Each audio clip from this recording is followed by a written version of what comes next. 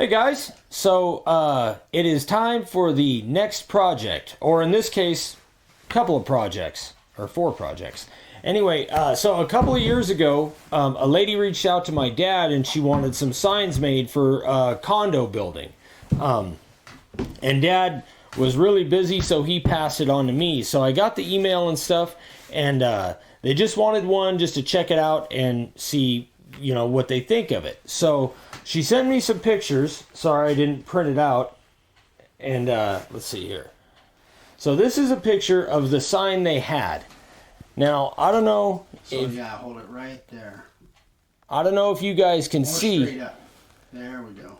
But it's actually a carved sign that they painted, and it's a board on top of like a 2x8. That kind of went dark. Can you see good. that? No, that's good. Yeah. So so they wanted the base to be attached to the wall, and then if somebody moved out of the condo, they could just order another sign, attach it right to the base, and paint it. Okay, so I ended up making one for her, and this is how it turned out. She didn't want any finish on it, and didn't want any paint or anything like that. They were going to take care of that themselves. So how big is this thing? This thing is, so the base is 22 by 7.5. And then it's got a routed edge on it, and then you can see that Donley sign just goes right on top. And like I said, the signs are replaceable, put in with screws, and so if somebody else moves into that condo, I can just send them a sign with a new last name, and they're good. And they wanted this specific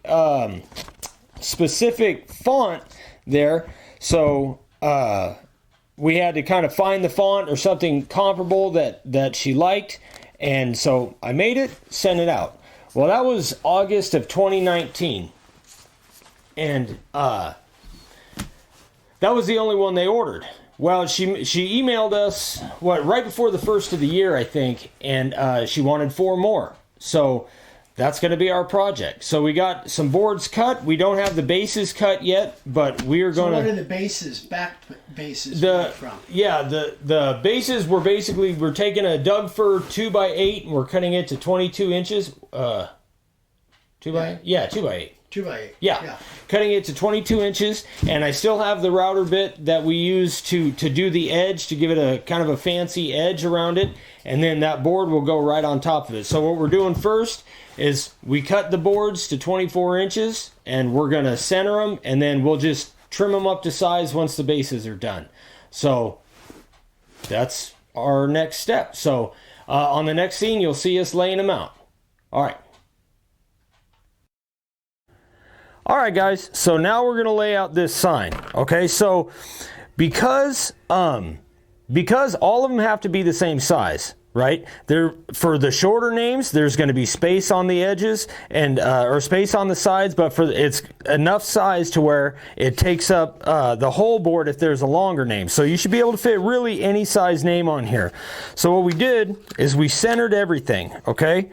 So here's our M, right? And these are 3-inch letters. Now, these are a special font, and luckily, Mom and Dad have a laser, so we were able just to cut these. But if you guys have an order where you need something special done, then contact us, and we will hopefully be able to cut it for you. So these are 3-inch letters, and we centered them nice and easy, right? Made sure they're right in the center of the board, and we drew our line. Now bear with me, guys. I've never done this upside down for the camera before. So this is going to say more. So you've done it upside down without a camera then? Is that what you're saying? Yes, for fun. Sometimes I carve with a blindfold just for a challenge. It's a good idea. Anywho, so we want it centered on either side too. Now, because this is a smaller name, we don't have to take up the board, the whole board, and separate these like this, okay? Why wouldn't we do that? Because that just looks funky. It doesn't read very well together. It's better to center these and to make sure you have the word to where you can actually read it, just like you would write it. If you were writing someone's last name, you wouldn't put each letter 4 inches apart, okay? Good point. So now what we're going to do is we're going to get these on the line here, Now the O's get a little tricky because even though it's on the line, that's cockeyed, right? So you want to try to make sure that everything comes out nice and straight. Okay? Now, you can see I got a little more space over here than here. So we want to try to get our spacing as even as we can.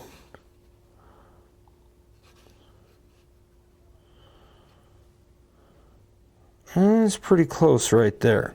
Pretty good. Pretty good. Okay, so we got even spacing in between the letters.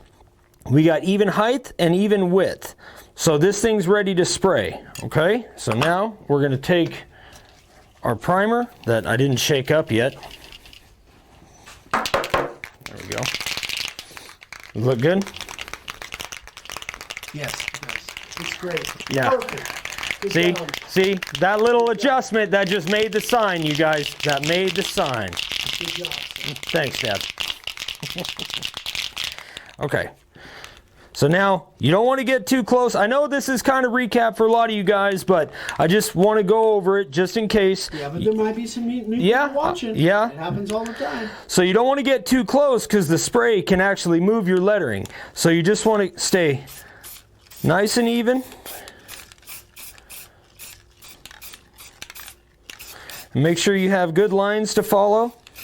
Now, one thing I kind of struggle with sometimes is overspraying, as I'm sure Dad will point out, but he does it in love.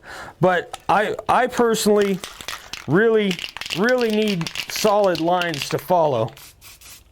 Well, and you know, just so we can tell people too, this is Cedar fencing. And Oh, so yeah. This is not a board that we have really very much concern about bleeding. Right, If it right. was pine, it would be, but this is Cedar. Pine would be a bigger deal. So now, So there's no sanding sealer on here. We didn't have to seal it because Right. the primer just doesn't bleed on it. this is just cedar picket that we cut to size, put a rough sand on so we have some flat surface to lay out and to carve. And so now we got nice solid lines to follow, and these are all going to be inset. So we're going to carve them with the profile bit and then clean them out with the spiral upcut. I'm not sure if we're going to use the 1/4 or the 1/8 inch. We'll kind of see how it goes.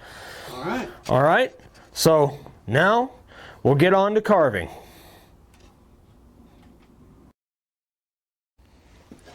All right, guys, so we got our sign all laid out. And one thing that's a good idea to do is take a stiff bristle brush and just kind of go over what you laid out, just to smooth out any little grain that popped up from the spray or anything like that. And then I got my profile bit, and Dad got me hooked on the cordless routers. These things are pretty sweet. And we're set right at 3/16 step. So we're gonna get to carving. Oh, I forgot. I'm gonna put my glasses on. My wife says I look just like my dad when I wear my glasses, but that's all right. Wait till you have to wear cheaters. Yeah, I'm looking forward to that day. All right, guys. So let's get going. Oh wait, is this the side? No, The- yeah, turn it the other way. Yeah, I gotta have that side to see. Oh, okay. Can you All right. not see? No, I can see. Okay. Yeah. Okay, here we go.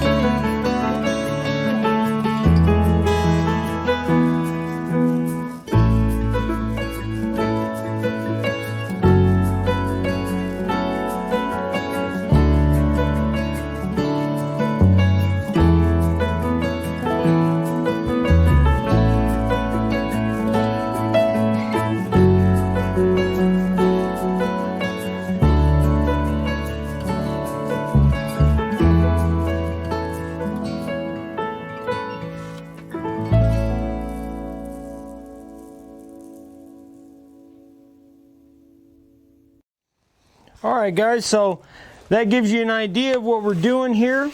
So again, one thing about carving freehand is, you notice there's a little bit of space between where I carved and then my actual outline.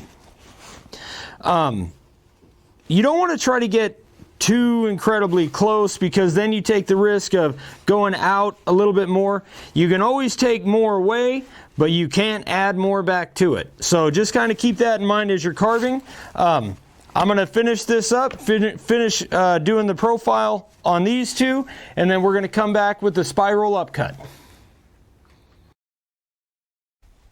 All right, guys, so I finished up the R and the E. One thing I want to point out, one of my biggest downfalls is that I get complacent, and complacency is just as bad as inexperience. I almost carved out the black in the R. I almost carved on the inside of the black instead of the outside, and that would have ruined the sign. There's no fixing that. And on this, you know, if that would have happened, it wouldn't have been too big a deal, because it's it's a real simple sign. But if you're working on something big or something where it was a hard layout, that would have really been bad. So make sure, number one, you take your time and you don't get complacent and just start going and forget exactly what you're doing. That's a bit of a downfall of mine that I'm working on. So now we're going to take the spiral upcut, the 1/8 inch spiral upcut, and we're going to clean out all the inside and make it as flat in there as possible. So here we go.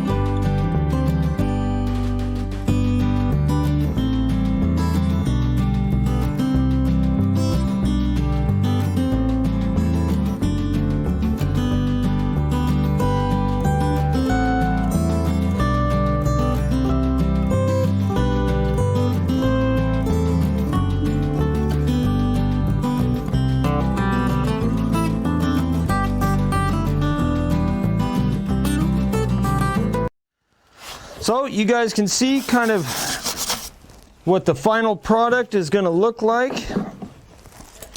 Well, not final, we still got to sand it off. Oh, another thing I almost did, mistake I almost made, is I had the black spray out here, because generally once we carve something like this, we spray it and sand it off with black letters, but they didn't want it sanded off. So to make sure I didn't just get in the rhythm of things and spray it, I put the spray away. So just something to keep in mind. It's not that they didn't want to sand it off, they didn't want the letters black. Right, they didn't want the letters black. Yeah. So once this is all done, just like these two here are, we're going to sand it off, and then we're going to get the base ready and mount it to the base. So we'll see you guys on the next step. All right, guys, so we got our sign carved, or at least our nameplate carved. Now we cut the base, which is a 2x8, and they wanted it 22 inches wide, or long. Yeah, 22 inches long. So we cut it down to size, we sanded the top off, and now we have this this big router bit that matched the edges they had, and so now we're just going to go around the edges. So let me put my glasses on here. All right, here we go.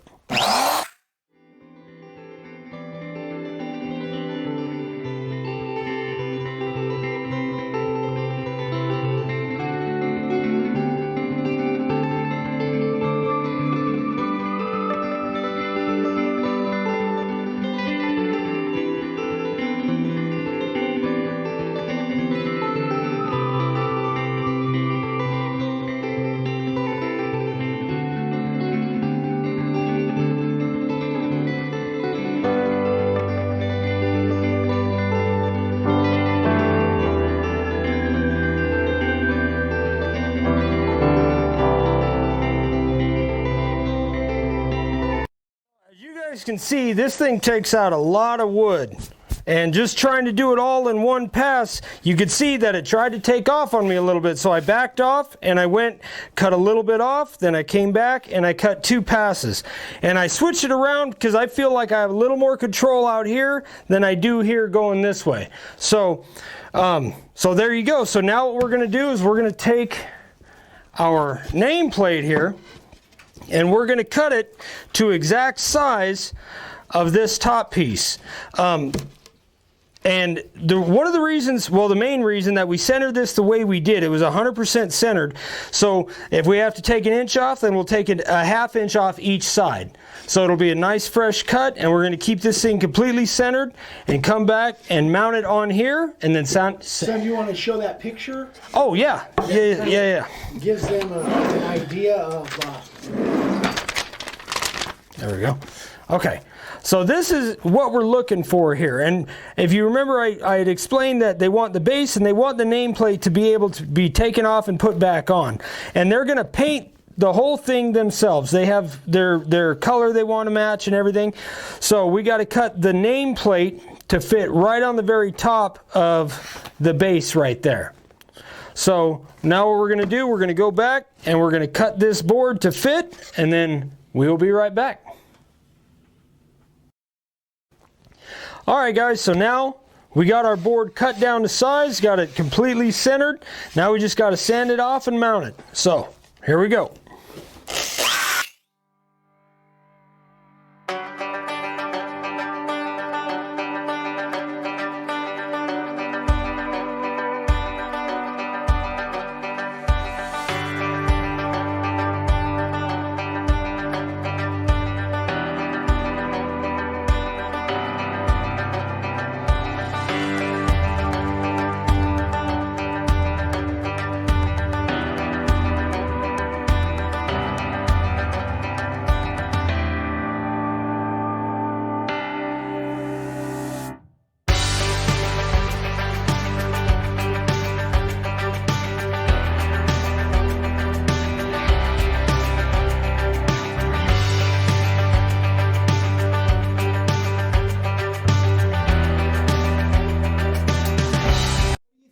Combo of the disc and the random orbital as compared to the way I taught you was having double belt sanders.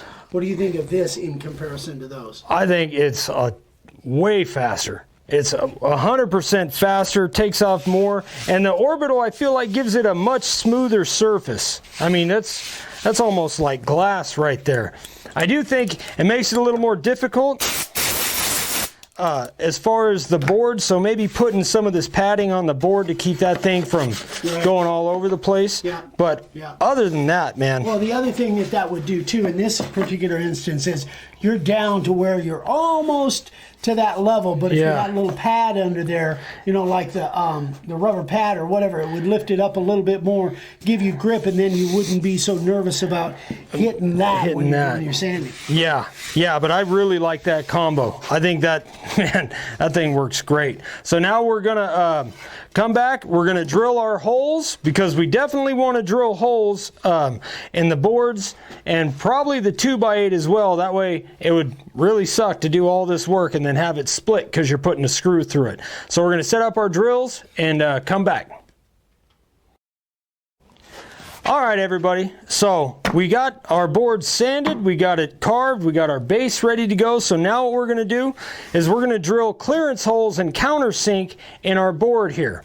Now, a clearance hole is big enough for the screw to go all the way through without gripping. And what we're going to do, we're going to get these drilled and countersunk, and then we're going to mount it to our base, and we're going to drill a pilot hole in the base. And a pilot hole is just big enough to where the threads of the screw actually grip. So it's going to go through, and the head of the screw is going to hold the nameplate to the base, and then the threads of the screw are going to grip into the base. So, and notice I got a piece of just kind of scrap wood down here. That way I don't drill into our mat. I've made that mistake before and don't like it. So here we go. We're just going to drill these out. Oh, and we also mark these 1 inch by 1 inch on each corner so that they're nice and straight.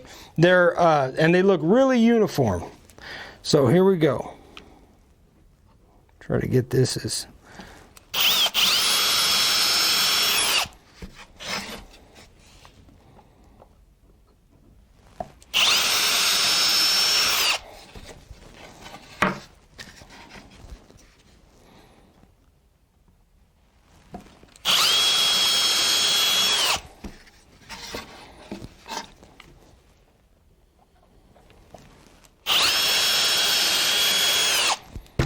Now we just got to countersink these. Maybe we'll get lucky. This will be countersunk enough to get rid of that pencil mark. If not, we'll just sand it off real quick.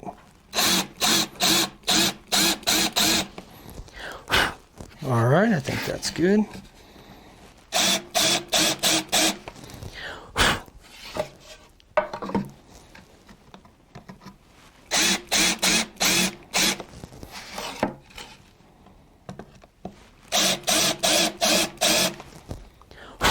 All right, so notice holes in the scrap wood, not the bench. So now what we're gonna do, we're gonna bring our base up. We're gonna get this thing nice and even. And what I'm gonna do is I'm gonna get it right where I want it, and I'm gonna drill. Oh, isn't that upside down?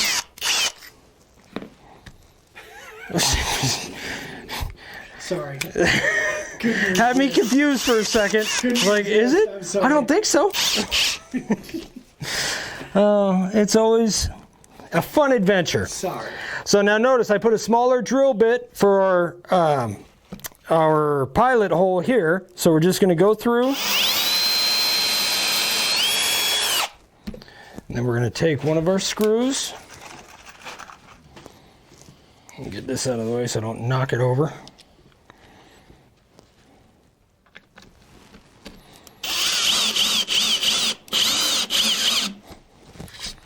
All right, there's one.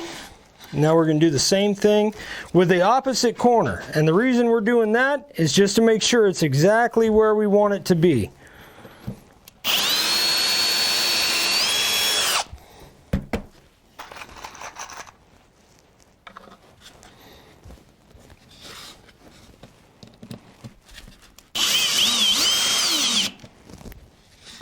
All right.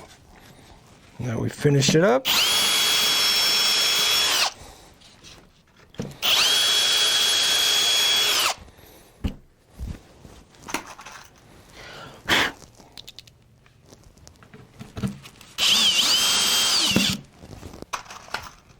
Now these countersink holes might be a little bit deeper than I need to go, but the main thing is when they paint it, they're going to see a nice finished product. And this is a pretty cool deal because if somebody moves out, like we said, they want to be able to just take this off and put a new one in and paint it. So the way I understand it, and correct me if I'm wrong, the way I remember it is this will actually, the base will be painted and kind of stuck in the stucco up on the, on the building. Is that what it was? I think so. So this remains, that will be solid in the, as part of, above the door of the apartment or whatever. The base will actually be a part of the building, exactly. And then the signs with the screws will obviously be removable. And so the important thing to remember on this is because there's a good chance that they're going to order more, we write down all our measurements and write down where we put the screw holes and all that stuff. That way, if and when they order more, we can just knock them out.